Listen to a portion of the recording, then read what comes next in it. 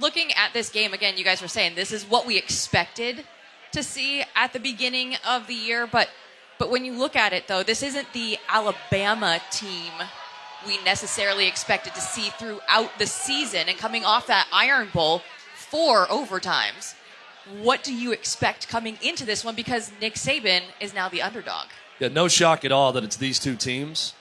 A tad bit shocking that the storyline coming into this game is, can Alabama keep it close? I know. Right?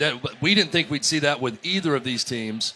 When the season kicked off, we're thinking, can we go ahead and get to Alabama and Georgia, the inevitable SEC championship, and have that absolute war between these two great programs and the most talented teams in the conference? We didn't think we were going to get here and say, can Alabama do anything against Georgia's defense? But that is the big question that I have going into this game. Can Alabama really make a game of this? Vegas believes so, only a 6.5-point line. But, Hutton, I didn't think that we would be asking that question coming into this matchup. Well, because we thought we would see Alabama improve on their way to Atlanta. And we've seen the same, not sloppy play, but the same mistakes and errors and mental issues, 12 men on the field or, coming out of the timeout and having communication problems. Just things you don't normally see in November that have popped up for this Nick Saban team. But you saw the emotion from Saban last week, right, in the Iron Bowl. Because that team was down, and then they overcame the biggest adversity on the road and won to get here with a chance to go to the college football playoff with a victory today. So, look, they have found a way. And for the first time in a long time, Alabama is an underdog. And not only that, Jill, you had the stat yesterday about the last time that they were defeated by double digits. It does not happen often, and that's the expectation today, which is bizarre. 3 times in the last decade has Alabama been beaten by double digits. In 10 years, 3 times. Well, they're an underdog in this game for the first time in 92 games. Yeah. It was 2015, the last time they were a Vegas underdog in any game, and they're an underdog today against Georgia. Don't you guys get the sense that Nick Saban really loves this team? Yes. And is loving this season?